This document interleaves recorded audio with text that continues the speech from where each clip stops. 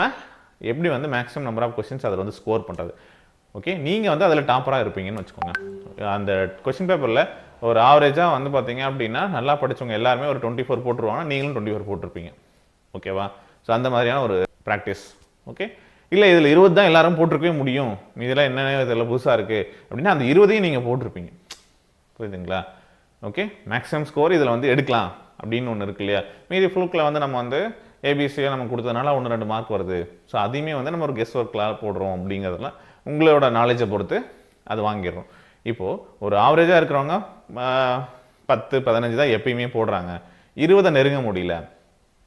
Okay, 20 போடுறவங்க 20 வரைக்கும் தான் வருது, என்னால் வந்து அந்த 24-25 இதெல்லாம் வந்து அச்சீவ் பண்ண முடியல.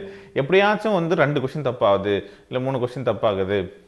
ஓகே, அப்படின்னா பரவாயில்ல. ஆனால் 4-5 கொஸ்டின்ங்கிறது கொஞ்சம் அதிகமாக இருக்குது. ஏன்னா 20 மார்க் தானே வாங்குறோம், 25க்கு நம்ம 20 தான் எடுக்கிறோம், 20 கொஸ்டின் தான் எடுக்கிறோம். ஓகே, 1-2 தப்பாகலாம், 1வது கொஸ்டினே தப்பாக இருக்கலாம், இல்லை வந்து நமக்கு வந்து நம்ம ஏதாவது ஒரு மிஸ்டேக்ஸ் பண்ணுறதுனால 1-2 வச்சுக்கோங்க.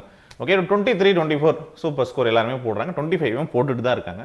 ஸோ நீங்கள் வந்து இதில் எந்த கேட்டகரியாக இருந்தாலும் உங்களை வந்து அந்த மெஜாரிட்டியான ஸ்கோர் வந்து எடுக்கணும் அப்படின்னா 25க்கு 24 23 எடுத்தால் சேஃப் அப்படிங்கிற ஒரு சுச்சுவேஷன் இருக்கும் இல்லையா?